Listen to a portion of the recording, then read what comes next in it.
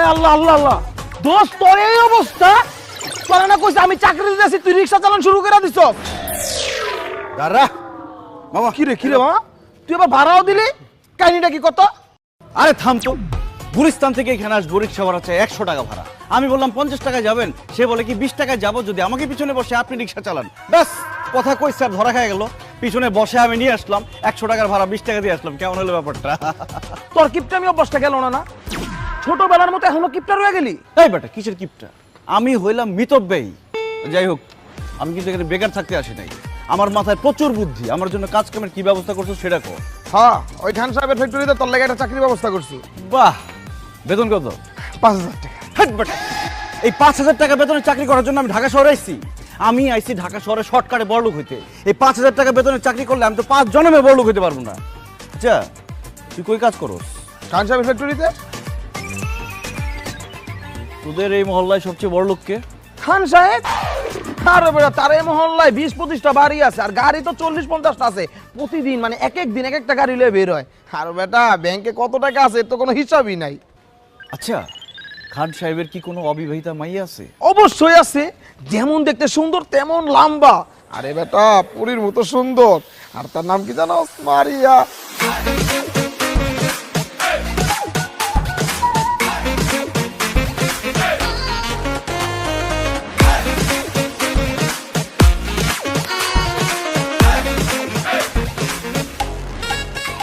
এলাকা না 4-5 এলাকার পোলাপান তার মায়ের পিছে গুড় করে, কিন্তু পাত্তা দেয় না। এই মেয়েরে যে বিয়ে করব সে হবে খান সাহেবের সমস্ত সম্পত্তির মালিক। বাস, সিদ্ধান্ত ফাইনাল। কি সিদ্ধান্ত? আমি হব সেই পরীর মতো মেয়ের স্বামী।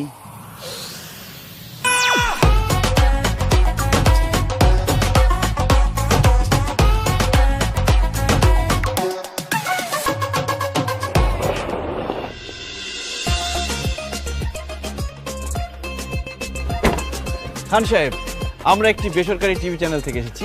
আমরা আপনার একটা ইন্টারভিউ দিতে চাই। আমাদের আজকের টপিক লাভ ম্যারেজ নাকি অ্যারেঞ্জ ম্যারেজ। আজকালকার ছেলেমেয়েরা যে বিয়ে করবে তাদেরকে আপনি কি সাজেস্ট করেন? তারা কি লাভ ম্যারেজ করবে নাকি অ্যারেঞ্জ ম্যারেজ করবে? অবশ্যই লাভ ম্যারেজ। এখনকার যুগের ছেলেমেয়েরা নিজেদের ভিতরে জানাশোনা করে, বোঝাপড়া করে, লাভ ম্যারেজ করে বিয়ে করা উচিত। তাহলেই সংসারটা সুখের হবে। হুটহাট করে চেনা নেই জানা নেই বিয়ে দিয়ে দিল, সেই সংসার তো সুখের হবে না। তার মানে আপনি বলতে চাচ্ছেন এখনকার যুগের ছেলে মেয়েদের লাভ ম্যারেজ করা উচিত? একবার না, শতবার বলছি, এখনকার যুগের ছেলে মেয়েদের অবশ্যই অবশ্যই লাভ ম্যারেজ করা উচিত। থ্যাংক ইউ সো মাচ খান সাহেব। আপনি যেহেতু লাভ ম্যারেজ পছন্দ করেন, আপনার মেয়ের সাথে আমার বিয়ের ব্যবস্থা করে দেন। হোয়াট? কি বলছো তুমি? আমি ঠিকই বলছি। 5 বছর ধরে আপনার মেয়ের সাথে আমার সম্পর্ক। আপনার মেয়ে ভয়ে আপনার কাছে আমাদের ভালোবাসার কথা বলতে পারে না। আজকে আমি ভয় ভেঙে সব কথা বলে দিলাম। আজই আপনি আমাদের বিয়ের ব্যবস্থা করে দেন। কি বলছেন আপনি? এসব 5 বছরের সম্পর্ক মানে? কে? আপনাকে তো আমি চিনিই না। জান, পেয়ার কে এত ডর না কে? এখন আর ভয় পেয়ে তো কোনো লাভ নাই। ভালো যখন একবার বেশিই ফেলছি, এখন আমরা তো ভয় পাবো না। আমি আমার ভালোবাসার কথা বলে দিছি। তোমার বাবা যদি আজকে আমাদের ভালোবাসা মেনে না নেয়, এখানে আমরা আমাদের জীবন দিয়ে দিব। সাথে থাকবে আমাদের সাংবাদিক ভাইরা। কথা বলেন না কেন? মারিয়া, কি বলছি এসব? আমি তো কিছু বুঝতে পারছি না। বাবা বিশ্বাস করো, আমি এই ছেলেকে চিনি না। মিথ্যা কথা বলতেছে, আমি চিনি না একে। খান সাহেব, আপনি জীবনে কোনোদিন শুনছেন বাপ মার সামনে ছেলে মেয়েরা তাদের বয়ফ্রেন্ড গার্লফ্রেন্ডকে চেনে? সে ভয়ে না চেনার ভান করতেছে। আপনি তার চোখের দিকে তাকিয়ে দেখেন। আমার প্রতি তার ভালোবাসা, তার মুখ বন্ধ, কিন্তু সে চিৎকার করে বলছে, দিদার আমি তোমাকে ভালোবাসি। আমি তোকে ভালোবাসি না, ফাজিলের বাচ্চা। আর একটা উল্টাপাল্টা কথা বললে একদম থাপ্পড় দিয়ে দাঁত সব ফালাই দিব। শুধু দাঁত কেন, তোমার জন্য আমার এই জান কোরবান। তোমার বাবা যদি আজকে আমাদের ভালোবাসা মেনে না নেয়, তাহলে আমি আমার জীবন দিয়ে দিব সাংবাদিকদের সামনে। দিদার ভাইয়ের কিছু হলে চলবে আগুন ঘরে ঘরে, চলবে আগুন ঘরে ঘরে। দিদার ভাই এগিয়ে এই থামেন থামেন, এই থামেন, থামেন থামেন ভাই, থামেন থামেন থামেন। শোনেন, বিষয়টা যেহেতু আমার পারিবারিক, সুতরাং আমি এটা পারিবারিকভাবে সমাধান করতে চাই। সমাধান একটাই, মারিয়ার সাথে আমার বিয়ে। এছাড়া আর কোনো সমাধান মানি না, মানবো না। বিয়ে ছাড়া মানবো না, বিয়ে ছাড়া মানি না। থামো। আচ্ছা ঠিক আছে, মারিয়ার সাথে ওর যদি কোনো সম্পর্ক থেকে থাকে, আমি আপনাদেরকে কথা দিচ্ছি মারিয়ার সাথে ওর বিয়ের ব্যবস্থা আমি করব। আপনারা এখন আসুন, তুমি চলো আমার সাথে ভিতরে। জি চল, আসুন, যান। সংগ্রামী সাথী এবং বন্ধুরা, আপনাদের প্রতি আমি ধন্যবাদ জ্ঞাপন করছি। আমি এখন বিয়ে করতে যাচ্ছি, আপনারা সবাই চলে যান, বিয়েতে দাওয়াত রইল, আপনার প্রস্তুতি নিন। আল্লাহ হাফেজ। অসম্ভব, এই ছেলে কিছুতেই আমার মেয়ের বয়ফ্রেন্ড হতে পারে না। এই ছেলে কে তুমি? আমি মারিয়ার বয়ফ্রেন্ড। এই এক কথা আপনাদের কতবার বলবো? এই খবরদার, তুই আমার বয়ফ্রেন্ড এই কথা যদি আরেকবার বলিস গলা টিপে মাইরা ফেলবো। আই, আমি যদি তোর গার্লফ্রেন্ড হতে কি আমার নাম্বার নিশ্চয় তোর কাছে আছে, দে ফোন দে, আমার নাম্বার বল। 01925-850, এটা আমার জানের নাম্বার। কি রে, নাম্বার তো ঠিকই বলতেছে, তার মানে কি এই ছেলে তোর বয়ফ্রেন্ড? বাবা বাবা, নাম্বার তো যে কোনো জায়গা থেকে কালেক্ট করতে পারে, হয়তো কোনো জায়গায় ম্যানেজ করছে। ছি ছি ছি ছি মারিয়া, তুমি এত ভীতু। তুমি এত ভীতু জানলে আমি জীবনে তোমার সাথে প্রেম করতাম না। প্রত্যেকদিন ধানমন্ডি লেকে কত প্রেম করেছি আমরা, এসব ভুলে গেলা। বাবা মার সামনে সব অস্বীকার করে ফেললা। হায় রে জালিম জামানা। ধানমন্ডি লেক শুনছো? তোমার মেয়ের প্রিয় জায়গা ধানমন্ডি লেক। প্রত্যেকদিন বিকালে সে ধানমন্ডি লেকে যাওয়ার কথা বইলা গিয়া এই ছেলের সাথে প্রেম করছে। বাবা, বাইরের একটা ছেলের কথা তুমি আমাকেও বিশ্বাস করতেছো? এই ছেলে যা বলতেছে সব মিথ্যা বলতেছে। আচ্ছা ঠিক আছে, ধানমন্ডির কথা না হয় মিথ্যা, কিন্তু গত সপ্তাহে আমরা যে কক্সবাজার 3 দিন 2 রাত থেকে আসলাম, সেটাও কি মিথ্যা বলবো তুমি? কি রে, তুই না আমাকে বললি তুই কক্সবাজার গেছিস ফ্রেন্ডদের সাথে? আন্টি, ওটা ফ্রেন্ড না, বয়ফ্রেন্ড। আপনাকে শুধু ফ্রেন্ড বলছে, বয় কথাটা বলে নাই। মা মা মা, মা বিশ্বাস করো, আমি কক্সবাজার আমার ফ্রেন্ডদের সাথেই গেছি। আই শালা, তুই মিথ্যা কথা বলতেছিস কেন? আমার বাপ মাকে মিথ্যা কথা বলতেছিস? মিথ্যা এই এই তুই এর মারতেছিস কেন? হ্যাঁ, ও তো সত্যি কথা বলছে, যা বলছে সত্যি বলছে। তুই তো ওই ছেলের সাথে প্রেম করিস। আচ্ছা ঠিক আছে, প্রেম করিস, আমাদের কাছে বললে সমস্যা কি? আরে বাবা, প্রেম করলে তো বলবো, আমি তো প্রেম করি না। হ্যাঁ? আচ্ছা, ও যদি আমার বয়ফ্রেন্ড হয়ে থাকে, আমার ফোনে নিশ্চয়ই অনেক ছবি থাকবে, তাই না? এই দেখো, তুমি আমার ফোন চেক করে দেখো, একটা ছবিও ওর পাবা না। খান সাহেব, ওর মোবাইলে আমাদের ছবি না থাকতে পারে, কিন্তু আমার কাছে তো আমাদের ছবি আছে। এই যে আমি দিচ্ছি, আন্টি আপনি দেখেন।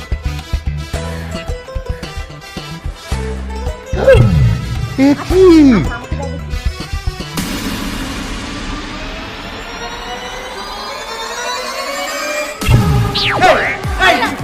আরে কি চালাই আর ইউটিউব ও অজ্ঞান হয়ে গেছে। না না, এই অজ্ঞান হয়ে গেছে।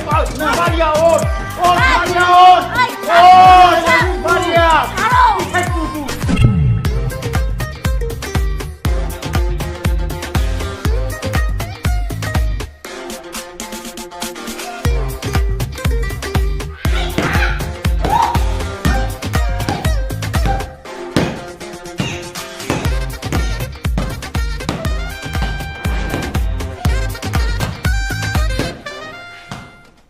মারিয়া, তুমি কারে মারতেছো?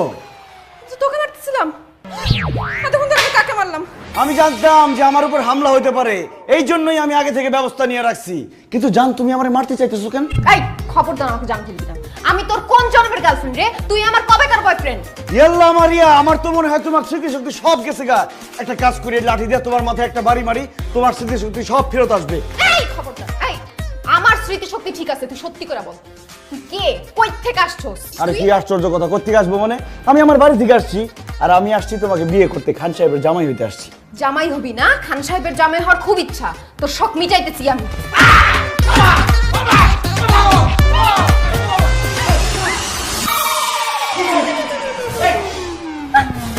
কি হচ্ছে এগুলা? খান সাহেব দেখেন, আমি কত করে বুঝাইলাম, কিন্তু সে তো আমার জোর করে ইজ্জত লুটে নেওয়ার চেষ্টা করছে। আমি বললাম যে না, আমাদের তো বিয়ে হয় না, এইসব করো না। সে তারপরে জোর করেই। ছি ছি ছি, মারিয়া কি বলছে এসব? ও বাবা রে, বাবা, ও মিথ্যা কথা বলতেছে। মিথ্যা কথা বলতেছি না। খান সাহেব এখন রাত 2টা বাজে, সে আমার রুমে যে আসছে, কেন আসছে? লুডো খেলতে তো আসে নাই, অন্য কিছুই করতে আসছে। শুধু তাই না আঙ্কেল, ও আমাকে এমন বাজে একটা কথা বলছে, আপনি তো বিশ্বাস করতে পারবেন না শুনলে। এই এত ভরিতে না করে কি বলছে সেটা বলো। আন্টি, ও আমারে বলছে আমার বাবা মা এখন ঘুমায় আছে, এখন তো তারা কিছু বুঝতে পারবে না, চলো আমরা দুজন পালাই যাই। এই কত বড় মিথ্যাবাদী, আমি তোরে কখন বলছি এই কথা? ও যে মিথ্যা কথা বলতেছে, তাহলে সত্যি কোনটা সেটা বল। বাবা সত্যি কথা হচ্ছে আমি ওকে মারতে আসছি, ও আসলে কে, কেন আমাদের বাসায় আসছে এটা জানার জন্য। এই দেখো লাঠি নিয়ে আসছি।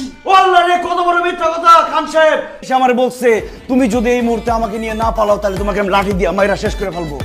দেখছো সালমা, তোমার মেয়ে কত বড় শিয়ানা। তোমার মতো হয়েছে। কি আমার মত মানে কি? কেন মনে নাই বিয়ের আগে আমার সঙ্গে দেখা করতে আমাদের বাড়িতে গিয়ে আমার বাবার হাতে যে রামদুলাই খাইছিল? ভাই তুমি তো বলছিলা যাইতে, সেই জন্য গেছিলাম। ও আমি বলছিলাম টুনের মতো আসছে, আমি তো বলছিলাম যে সন্ধ্যার সময় আসছে, তুমি রাতে গেছিলে কেন? আরে বাবা মা তোমরা কি নিয়ে ঝগড়া করতেছো, ওর ব্যাপারে কথা বলো। আমার মাথা এখন গরম হয়ে আছে, আমি এখন কোনো কথা বলতে পারবো না। কালকে সকালে এটার একটা বিহিত করবো, আমি একটা সিদ্ধান্ত নেবো।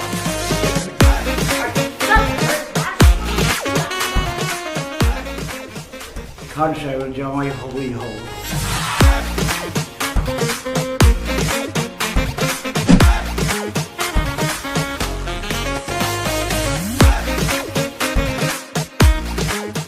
আচ্ছা এত ভাবতে হবে না, কি সিদ্ধান্ত নিলে তাড়াতাড়ি বলো। শোনো দিদার, তুমি আমার মেয়ের সাথে প্রেম করো কি তাকে ভালোবাসো তাতে কিচ্ছু আসে যায় না। আমি আমার মেয়েকে তার যোগ্য পাত্রের হাতেই তুলে দেব। সুতরাং অতীতে তোমার সঙ্গে তার কোনো প্রেম ছিল কি ভালোবাসা ছিল সেটা ভুলে যাও। খান সাহেব, আমি আপনার মেয়ের যোগ্য, আর যোগ্য বলে তাকে আমি ভালোবাসছি এবং বিয়ে করতে আসছি। সেটা মুখে বললে তো হবে না, তুমি যে আমার মেয়ের যোগ্য সেটার প্রমাণ তো তোমাকে দিতে হবে। বলেন কি প্রমাণ চান আপনি, বলেন। আমার 3টে শর্ত আছে, এই শর্ত 3টা তুমি যদি পূরণ করতে পারো তাহলেই একমাত্র আমি মারিয়াকে তোমার সাথে বিয়ে দেওয়ার কথা ভাবতে পারবো। আর তুমি যদি এই শর্ত পূরণে ব্যর্থ হও তাহলে ঘাড় ধাক্কা দিয়ে বাসা থেকে বের করে দিয়েন। মারিয়াকে বিয়ে করার জন্য আমি 3টা শর্ত না, আমি 3000 শর্ত পূরণ করতে পারি। শুধু একটা কথা বলবেন না যে 5তলা থেকে লাভ দাও, কারণ আমি মরে গেলে মারিয়া কি বিয়ে করবে কে? না না তেমন কিছু তোমাকে করতে হবে না। তাহলে তো কোনো কথাই নাই। খান সাহেব বলেন আপনার শর্ত কি? আমার প্রথম শর্ত, আমার একটা ফ্যাক্টরি আছে, সেটা কিছু গুন্ডা মাস্তান দখল করে রেখেছে। আমার কাছে অনেক বড় অঙ্কের চাঁদা ডিমান্ড করছে, চাঁদা না দিলে তারা আমার ফ্যাক্টরির দখল ছাড়ছে না। প্রথম শর্ত অনুযায়ী তোমাকে এই ফ্যাক্টরি দখল মুক্ত করতে হবে এবং এই সন্ত্রাসীদেরকে আমার ফ্যাক্টরি থেকে বের করে দিতে হবে। এটা কোনো শর্ত হইলো? আগামী 2 ঘন্টার মধ্যে আমি গুন্ডা পান্ডারে মাইরা তারাই আপনার ফ্যাক্টরি খালি করে আপনার বুঝাই দিতেছি, কিন্তু সেক্ষেত্রে আমারও একটা শর্ত আছে। কি শর্ত? আমি যদি 2 ঘন্টার মধ্যে আপনার ফ্যাক্টরি খালি করে আপনাকে বুঝাই দিতে পারি, আমি আপনার সামনে আপনার মেয়েকে জড়ায় ধরে আই লাভ ইউ বলবো, আপনি কিচ্ছু বলতে পারবেন না। এই চুপ, খবরদার একদম ফালতু কথা বলবি। আহা, থাম তো মারিয়া। ঠিক আছে, আমি তোমার শর্তে রাজি। তুমি যদি আমার ফ্যাক্টরি দখল মুক্ত করতে পারো তাহলে ফিরে এসে তুমি আমার সামনে মারিয়াকে জড়িয়ে ধরে আই লাভ ইউ বলবে, আমি কিছুই বলবো না।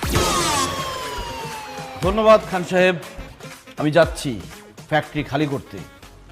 মারিয়া দোয়া করো যাতে জান নিয়ে ফিরতে পারি। I love you.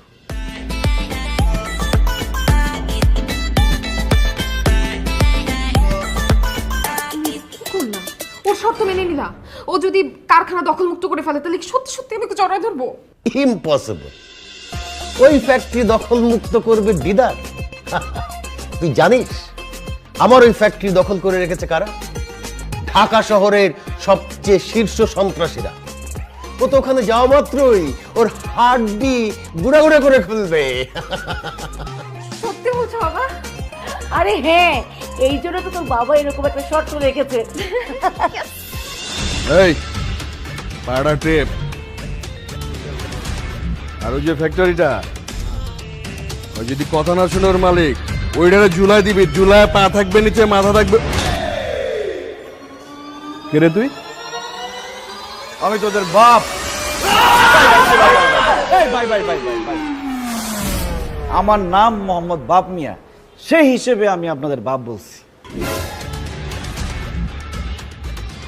এই বাপ মিয়া, এই হালার পর বাপ মেয়ে আবার কেমন নাম? আরে ভাই আমার বাপ রাখছে, আমার নাম বাপ নিয়ে আমি কি করবো? আমার বাপ নিয়ে গিয়েছি গান। আচ্ছা যাই হোক, ফাও কথা কয়ে সময় নষ্ট করে লাভ নাই। আপনাদের সবার বাসার ঠিকানা, আত্মীয় স্বজনের নাম্বারটা দেন তো। আমাদের বাসার ঠিকানা, আত্মীয় স্বজনের নাম্বার দিয়ে তুই কি করবি? লাশ পাঠাই দেবো না? লাশ? কার লাশ? আরে তো গো লাশ, কিছুক্ষণের মধ্যে তো তোরা মারা যাবি। হাই! তোর কি মাথা খারাপ হয়ে গেছে? কার এত বড় কলিজা যে আমাদের মারবো? আমি তগরে মারুম কেন? আমার পছন্দ হয় না? কি তুই আমগো মারবি? দাঁড়া একটু আইসানি। এই হাস তো সবাই। এই চুপ! এখন থেকে 3 মিনিটের মধ্যে যদি এই ফ্যাক্টরি খালি না করস, আমি সব কটারে মারমু। এমন ভাবে মারমু তোকে দাফন কাফন করার জন্য যে এক টুকরা মাংস সেইটাও খুঁজে পাওয়া যাবে না, সব গুড়া বালি বালি হয়ে যাবে। বাঁচতে চাইলে এখান থেকে সব পালা যা। বুঝতে পারছি তোরে খান সাহেব পাঠাইছে। এ বেটা, এই বিড়াল দিয়ে কি কখনো বাঘ শিকার হয়? এই, তুই হচ্ছিস বিড়াল আর আমি রয়্যাল বেঙ্গল টাইগার, বুঝছ নাই? চান্দা না দেওয়া পর্যন্ত এই যে ফ্যাক্টরি, এই ফ্যাক্টরি আমি ছাড়ুম না। এই কারালস্কা হারারে পিটা! খবরদার কেউ সামনে আসবি না। বাঁচতে চাইলে এখনো সময় আছে, ফ্যাক্টরি ছেড়ে পালা। আচ্ছা একটা কথা কত, আমি হইলাম এই ঢাকা শহরের শীর্ষ সন্ত্রাসী আর তুই হচ্ছিস একজন সাধারণ মানুষ। আমার সাথে আছে 4 জন। 4 জনের রাতে কি দেখছস? তুই তো খালি হাতে আইছস। এই রাইকল, তুই আমাকে মারবি কেমনে? হ্যাঁ কেমনে মারমু?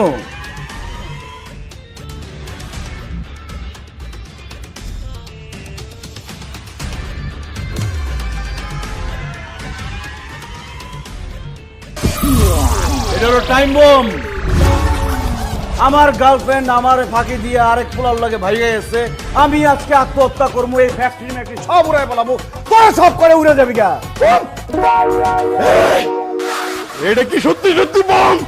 বিশ্বাস না হলে কয়েকটা সেকেন্ড অপেক্ষা কর। এমন ভাবে উড়বো এক টুকরা মাংস পাইবো না তখন দাফন করার লিগে। আমি তোমার কাছে আসতেছি। শুরু হয়ে গেছে। 10, 9, আমি আসলে একসাথে ধরি। 10, 9, 8, 3, 2, 1, 5, 6। যাক, নকল বোম দেখে সব পলাই গেছে। খান সাহেব আমি আসতেছি, শর্ত পূরণ হয়ে গেছে। ও মাই গড, কি বলছো তুমি দিদার? তুমি সন্ত্রাসীদেরকে তাড়িয়ে দিয়ে ফ্যাক্টরি দখল করে ফেলেছো? বাবা বাবা ও একটা প্রতারক, ভণ্ড, মিথ্যাবাদী। ওর কথা তুমি বিশ্বাস করবে না। আমি শিওর ও মিথ্যা কথা বলতেছি। তুমি এক্ষুনি ম্যানেজারকে কল দাও। ম্যানেজারকে কল দিতে হবে না, 2 সেকেন্ডের মধ্যে ম্যানেজার নিজেই কল দিবে। 1, 2। সত্যি তো ম্যানেজার কল দিচ্ছে। হ্যালো, কি ম্যানেজার সাহেব বলেন? হ্যালো স্যার, আমাদের গাজীপুরের ফ্যাক্টরিতে যে সন্ত্রাসীরা ছিল না, ওরা সবাই চলে গেছে। ফ্যাক্টরি এখন দখল মুক্ত। মারিয়া, জি বাবা। সন্ত্রাসীরা তো সত্যি সত্যি চলে গেছে।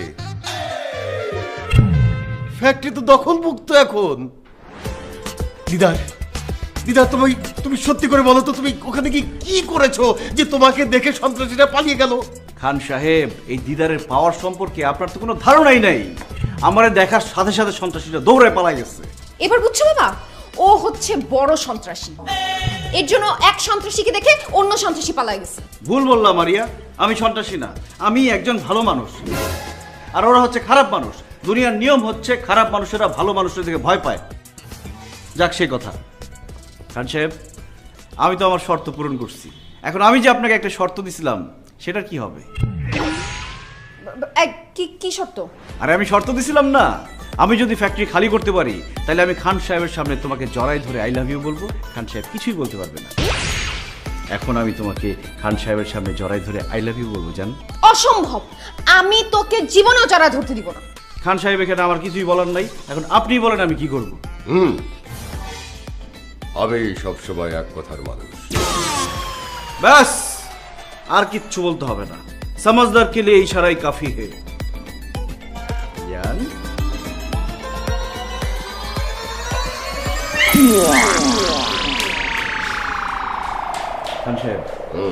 আপনার মেয়ে তো লজ্জা পেয়ে পালাই গেছে। সমস্যা নাই, বাসর ঘর তো বাকি রয়েছে, বাসর ঘরকে বলেন।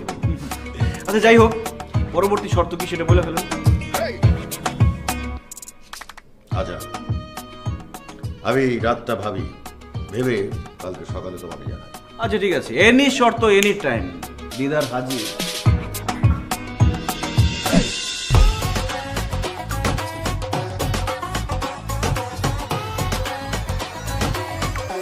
কি ব্যাপার, তুমি আমাকে জোর করে রুমে নিয়ে আসলা কেন? আমার সর্বনাশ করো না, আমি একজন অবলা পুরুষ। আই চুপ, কোনো কথা নাই। তুমি যে জন্য এই বাড়িতে আসছো সেইটা তোমাকে দেওয়ার জন্য এখানে নিয়ে আসছি। তাই নাকি? কিন্তু খবরদার আমার বাবা মা যেন কিছু না জানতে পারে। প্রশ্নই আসে না, আমার পেট ফাটবে কিন্তু মুখ ফাটবে না। দাও দাও, তাড়াতাড়ি দাও। আচ্ছা ঠিক আছে। না না না না, এখন না, আমার খুব লজ্জা করতেছে, আমি চোখ বন্ধ করে রাখি।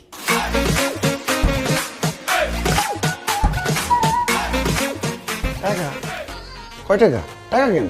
টাকার জন্য এই বাড়িতে আসছিস না? আমাকে বিয়ে করতে চাচ্ছিস না? এইখানে 50,000 টাকা আছে, এই টাকা নিয়ে বিদায় হ। যা ফুট। এইটা তুমি ভুল বললা রাজকন্যা। রাজকন্যা মানে? এই রাজকন্যা কি? তুমি আমার রাজকন্যা। তোমাকে আমি প্রত্যেক রাত্রে স্বপ্ন দেখি, তুমি রাজপ্রাসাদে রাজকন্যা হয়ে আমার জন্য অপেক্ষা করছো, আর আমি ঘোড়ায় করে টকবক টকবক করতে করতে রাজকুমার হয়ে তোমাকে নিতে আসছি। তারপর যখন স্বপ্ন ভেঙে যায়, তারপরে যে তোমাকে কত জায়গায় খুঁজছি, কত গ্রাম গঞ্জে শহরে খুঁজছি, কিন্তু পাইনি। যখন জানলাম তুমি খান সাহেবের মেয়ে, তখন আর নিজেকে ধরে রাখতে পারলাম না, তোমাকে নিতে তোমাদের বাসায় চলে এসেছি। কি? আমি রাজকন্যা আর তুমি প্রতিদিন আমাকে স্বপ্নে দেখো, এর জন্য আমাকে বিয়ে করতে চাও? আরো একটা কারণ আছে। কি কারণ? আমার দাদা আমাকে বলছে বাংলাদেশের সবচেয়ে সুন্দরী একটা মেয়েকে তোর বিয়ে করতে হবে। আমি সারা বাংলাদেশ ঘুরে দেখছি, তোমার মতো সুন্দরী মেয়ে একটাও নাই। তুমি হচ্ছে বাংলাদেশের সবচেয়ে সুন্দরী মেয়ে। সত্যি?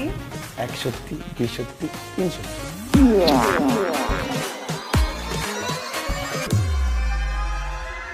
তেমন কিছু না, হাতে একটা চুমু দিছি।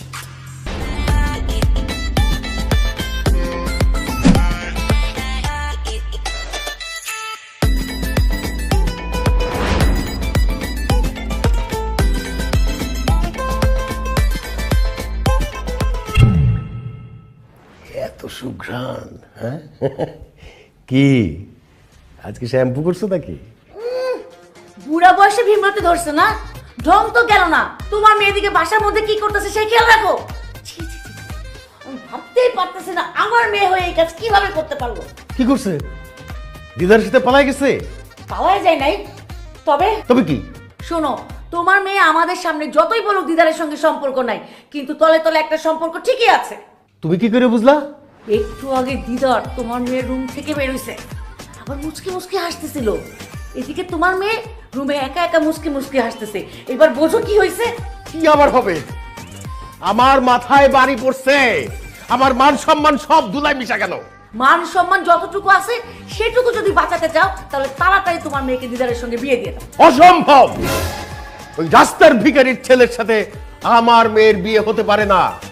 আমি খান, আমার মেয়ের বিয়ে হবে কোনো চৌধুরীর ছেলের সাথে। আরে বাবা, তাহলে ওই ছেলেকে বাসা থেকে বের করছো না কেন? আমি তো হাতে মারবো না, আমি তো ওকে ভাতে মারবো। কালকে ওকে এমন শর্ত দিব, ওই শর্ত পূরণ করতে গিয়ে ও তো খুন হয়ে যাবে।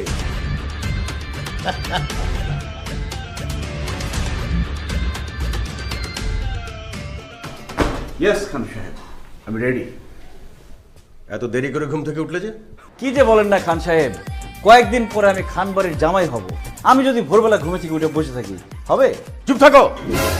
আমার আরো দুটো শর্ত পূরণ এখনো বাকি। খান সাহেবের মেয়ের জামাই হওয়ার স্বপ্ন এত তাড়াতাড়ি দেখো না। আপনার বাকি দুটা শর্ত পূরণ করার জন্য আমি তো রেডি। বলেন আপনার পরবর্তী শর্ত কি? আমার বন্ধু এসকে রতন অনেক আগে আমার কাছ থেকে 50 লাখ টাকা ধার নিয়েছিল। দিচ্ছি দেব করে এখন পর্যন্ত টাকাটা ফেরত দিচ্ছে না। আজকের ভেতরে তুমি আমার ওই 50 লাখ টাকা রতনের কাছ থেকে উদ্ধার করে নিয়ে আসবে। আর যদি না পারো, কোনোদিন আমার বাড়ির ত্রিসীমানা আসবে না। বাবা তুমি এসব কি বলতেছো? রতন আঙ্কেল তো ডেঞ্জারাস লোক, সে তো তোমাকেই বলে দিছে যে তুমি যদি তার কাছে টাকা চাইতে যাও সে তোমাকে খুন করে ফেলবে, আর দিদার যদি যায় তাহলে তো ওকেও খুন করে ফেলবে। ইস, দরদ একবারে উতলায় পড়তেছে। এই, তুই কি দিদারকে ভালোবাসিস? তোরা তো মায়া হয় কেন? মা মায়া হচ্ছে না, প্র্যাকটিক্যালি চিন্তা করো, আমাদের জন্য দিদার যদি তার কাছে গিয়ে কোনোভাবে খুন হয় তাহলে সেটার জন্য দায়ী কারা থাকবে? আমরা, কারণ আমরা ওনাকে টাকা চাইতে পাঠাচ্ছি। সেটা আমি দেখব। তুমি রতনের কাছ থেকে আমার পাওনা টাকা আদায় করতে পারবে কিনা সেটা বলো, আর যদি না পারো এই মুহূর্তে আমার বাসা থেকে বেরিয়ে যাও। খালি হাতে ফিরে যাবার জন্য এই দিদার এই বাসায় আসেনি। আমি আসছি একা, যাব আমার বউকে নিয়ে। আজকের মধ্যে রতনের কাছ থেকে টাকা এনে আমি আপনাকে বুঝিয়ে দিব। আপনি এত ওভার কনফিডেন্ট হয়েন। আপনি চিনেন রতন আঙ্কেলকে? সে কথায় কথায় মানুষ খুন করে। তার কাছে আপনি যেতে পারবেন কিন্তু জান নিয়ে ফেরত আসতে পারবেন না। মারিয়া, আমি প্রেমিক। প্রেমিক কখনো মরণকে ভয় পায় না। খান সাহেব, আমি যাচ্ছি। রতনের কাছ থেকে টাকা এনে আমি আপনাকে বুঝিয়ে দেব। মারিয়া, আমার জন্য দোয়া করো যাতে টাকা নিয়ে ঠিকঠাক মতো আসতে পারি। I love you. আসসালামু আলাইকুম।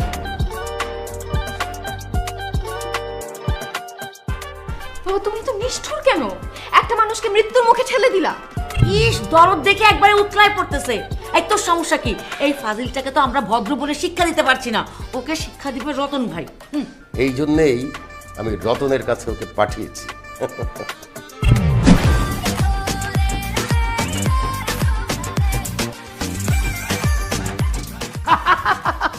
সম্পর্ক দূর, তোমার আমার সম্পর্ক আমার বউ কোনো জানতেই পারবে না। আপনা বানালে মির্জা সব জানতে পারবে। ওই কেডা তুই? আর তুই এখানে ঢুকলি কেমনে? আমি তো দরজা দিয়ে ঢুকছি, আপনি কি জানলা দিয়ে ঢুকছেন? একদম মাথা কথা কবি না। কেডা তুই? আমি দিদার আজকে তোর সব কীর্তিকর্ম ফাঁস। সিগুড়ে, আয় সিগুড়ে। সিকিউরিটিটাকে কোনো লাভ হবে না। তোর সিকিউরিটি সব আছে, হাত পা নাক মুখ সব বাইন্দা ফলাইছি। তারা শুধু শুনতে পাবে কিন্তু ডাক দিলে আসতে পারবে না। আজকে তোর সব কুকীর্তি আমি ফাঁস করবই। কিসের কুকুর ফাঁস করবি তুই? তুই আমার চিনাস? আমার নাম S K Ratan, mafia don. তোর বাপ দাদা 14 গোষ্ঠীর খবর লয়ে এলো। বাস্তব বাট আপনি এতক্ষণ ওনার সাথে যা যা করছেন আমি সব ভিডিও করে ফেলাইছি, আমার এক বন্ধুর কাছে পাঠাও দিচ্ছে অলরেডি। কিন্তু কিছুক্ষণের মধ্যে আপনার বোর কাছে চলে যাবে এই ভিডিওটা। আর আপনি তো ঘর জামাই থাকেন, যখন আপনার বউ আর শ্বশুর এই ভিডিওটা দেখবে তখন আপনার কি অবস্থাটা হবে একবার চিন্তা করে দেখেন। ভাই তুমি আমার ক্ষতি করো না ভাই। ভাই তুমি যদি এই ভিডিও আমার বউরে দেখাও তাহলে আমার বউ না আমার তালাক দেবে। আর একটু তো কইছো যে আমি ঘর জামাই, আমি যে ঘর জামাই আমার শ্বশুরে আমার পাছায় টুকু ওই মানে পেছনে লাথি দিয়া আমার ঘর থেকে বাইর করে দিব। আর যে ভাই ভাই আমার ওই শালামা কুখ্যাত সন্ত্রাসী আমারে পাইলে গুলি করে বাইরে বলাইবো। তুমি এই ক্ষতি আমার করো না ভাই। ভাই একটা কাম করো ভাই, তুমি কি চাও? কি চাও? টাকা চাই, পাওনা টাকা। পাওনা টাকা? হইনি কিসের পাওনা টাকা? ফাইজিং করে টাকা পাও না? আমার তোমার লাগে আমার কোন দেহাই হয় না গিয়া। তোমার কাছে আমি কবে টাকা নিলাম? এই হালার পুত, আমার টাকা না, খান সাহেবের পাওনা টাকা। 50 লাখ টাকা পায় তোর কাছে, আর তুই টাকা চাইলেই উল্টা পাল্টা ধমক দিয়ে ভয় দেখাস। এখন যদি টাকাটা না দেস, তোর এই ভিডিও আমি তোর শ্বশুর, তোর বউ, তোর শালার কাছে যখন পাঠাবো তখন তোর লাথি দিয়ে বাসা থেকে বাইর করে দিব। এই কথা পানির মতো ক্লিয়ার, লাইক অ্যাজ ওয়াটার। গুন্ডামি করতেইছ? খান সাহেব তোর গুন্ডা ভাড়া করছে? চুপ! আমি গুন্ডা না, আমি খান সাহেবের জামাই। তাড়াতাড়ি টাকা বাইর কর, নালে কিন্তু ভিডিও চলে যাবো জায়গা মতো। এক্ষুনি তোমার আমি 50 লাখ টাকার চেক লিখে দিতেছি ভাই। তাড়াতাড়ি!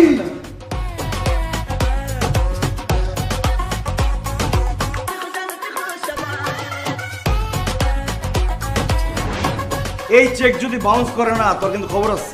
এই চেক বাউন্স হবে না। আমার কসম, আমার বউর কসম, আমার শ্বশুরের কসম, আমার এই সন্তান শালার কসম, আমার এই ডালিগের কসম। আপনা আচ্ছা বানালে ঠিক আছে, আমি তোর কথা বিশ্বাস করলাম, আমি চাইতেছি। আর আপা, আপনি মনে হয় একটা কিছু জানেন না, উনি আপনি ছাড়া আর 14টা গার্লফ্রেন্ড রাখেন।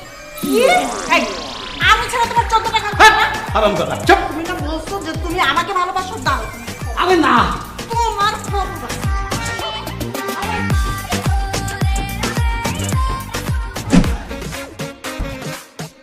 সালমা, ও তো দেখি সত্যি সত্যি 50 লাখ টাকার চেক নিয়ে আসছে। এখন কি হবে? এই, তুমি একটু ভালো করে চেক করে দেখো না। ও যে বাটপার, আমার তো মনে হয় সাইনটাও নকল করে নিয়ে আসছে। না না না, আমি রতনের সাইন চিনি। 100% খাঁটি রতনের সিগনেচার। আমি বুঝলাম না, বাবা 5 বছর যাবত রতন আঙ্কেলের কাছ থেকে টাকাটা আদায় করতে পারে নাই, আপনি কিভাবে আদায় করলেন? মারিয়া, কথায় জাত কথায় ভাত, কথায় মাত কথায় কাত। আমি ওনাকে সুন্দর করে কিছু কথা বলে মাত করে দিলাম, উনি কাত হয়ে চেকটা লিখে দিল। আরে বাবা, কি কি সুন্দর কথা বলছেন সেটা তো বলবেন। আচ্ছা ঠিক আছে, কি সুন্দর কথা বললাম সেটা যেহেতু তোমরা শুনতেই চাইতেছো আমি বলি। আমি রতন সাহেবের কাছে গিয়ে বললাম, খান সাহেবের খুব বড় একটা গোপন রোগ হয়েছে, সে আর বেশি দিন বাঁচবে না। তারপরে তার কাছে আকুতি মিনতি করে বললাম যে রতন সাহেব প্লিজ খান সাহেবকে বাঁচান, কয়েকটা টাকার জন্য উনি মরে যেতে পারে না না না। রতন সাহেব আমার কথা শুনে ইমোশনাল হয়ে অনেক কান্নাকাটি করলো, বললো আমার বন্ধু বেঁচে থাকবে, আমার বন্ধু খানকে বাঁচতে হবে। তারপর উনি চেকটা লিখে দিল, আমি নিয়ে আসলাম। এই বেয়াদব ছেলে, তোমাকে কে বলেছে ওর বড় রোগ হয়েছে এই কথা বলতে? এখন যদি সত্যি সত্যি বড় কোনো রোগ হয়ে যায় তখন? আর রোগ হলে সমস্যা কি, টাকা তো পাইছেন, ওটা চিকিৎসা করবেন। যাক সেসব কথা। খান সাহেব, আপনার পরবর্তী শর্তের কথা বলেন, আমি তাড়াতাড়ি শর্ত পূরণ করব, কারণ আমার আর তর্স হয়েছে না, আমি মারিয়াকে বিয়ে করব। I love you Maria. বলেন কি করতে পারবো না? দাঁড়াও, আমি একটু ভেবে দেখি। হ্যাঁ, জানাচ্ছি তো, জানাচ্ছি। ঠিক আছে, তাড়াতাড়ি করেন। আল্লাহ, 3 নম্বর শর্তটা যাতে সহজ হয়। আপনি এসব ফাইজলামি বন্ধ করেন। আপনি বুঝতেছেন না আপনার সাথে আমার বাবা কোনোভাবেই বিয়ে দিবে না। আরে কি বলো তুমি? তোমার বাবা আমাকে কথা দিচ্ছে 3টা শর্ত পূরণ করতে পারলে তোমাকে আমার হাতে তুলে দিবে। 2টা শর্ত তো পূরণ করেই ফেলছি, বাকি একটা শর্ত পূরণ করতে পারলে তুমি হবে আমার বউ, আমি হব খান সাহেবের জামাই। 3টা কেন, 3000 শর্ত পূরণ করলেও আমার বাবা আপনার সাথে আমার বিয়ে দিবে না। তোমার বাবা এক কথার মানুষ, উনি যখন আমাকে কথা দিচ্ছে অবশ্যই আমার কাছে তোমাকে বিয়ে দিবে। বাবা বিয়ে দিলে কি হবে? আমি তো আপনাকে বিয়ে করব না। কেন? আরে বাবা, আমি অন্য একজনকে ভালোবাসি, আর ও আমাকে প্রচন্ড ভালোবাসে। ওকে ছাড়া আমি যেমন বাঁচবো না, ও আমাকে ছাড়া বাঁচবে না। আর প্লিজ আপনি আমাদের ভালোবাসার মধ্যে বাধা হয়ে দাঁড়াবেন না। কি? তুমি আরেকটা ছেলের ভালোবাসো? ওই হালার পুতের নাম কি? এই সাবধানে কথা বলেন। ওর নাম সানি। নাম শুনে বোঝা যাচ্ছে ও তোমাকে ভালোবাসে না, ও ভালোবাসে তোমার বাবার টাকা পয়সা ধন সম্পত্তিকে। আর একবার তোমাকে বিয়ে করতে পারলে না, তোমার বাবার ধন সম্পত্তি টাকা পয়সা আত্মসাৎ করে তোমাকে লাথি মেরে বাসা থেকে বের করে দিবে। খবরদার, যাকে চিনেন না তাকে নিয়ে উল্টাপাল্টা কথা বলবেন। আমি ওকে ভালোবাসি, আমার ভালোবাসার মানুষ নিয়ে উল্টাপাল্টা কথা কিন্তু আমি একদম সহ্য করবো না। ঠিক আছে, এই ছেলেটি তোমাকে ভালোবাসে না, তোমার বাবার টাকা পয়সাকে ভালোবাসে, এইটা যদি আমি প্রমাণ করে দিতে পারি তখন কি হবে? তাহলে আমি ওই ছেলের সামনে আপনাকে আই লাভ ইউ বলবো, আর ডিরেক্টলি বাসায় এসে বাবাকে বলবো আমি আপনাকে বিয়ে করতে চাই। প্রমিস? প্রমিস। ওকে, ডিল ডান। তবে এটা প্রমাণ করতে হলে তোমার ছোট্ট একটা হেল্প লাগবে আমার। বলো হেল্প করবা? কি হেল্প? তুমি যে এই যে জামা কাপড় পরে আসো এগুলো পরতে পারবো না। ছিঁড়া ফাড়া গরিবি ফকিন্নি এরকম জামা কাপড় পরে তোমার বয়ফ্রেন্ডের সামনে যাবা যাতে তোমাকে খুব গরিব লাগে। বাকি কাজ আমি করব। আচ্ছা ঠিক আছে।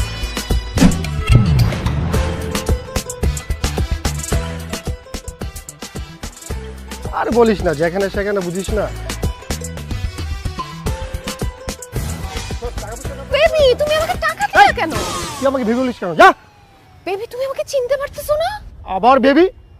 বেবি, আমি মারিয়া।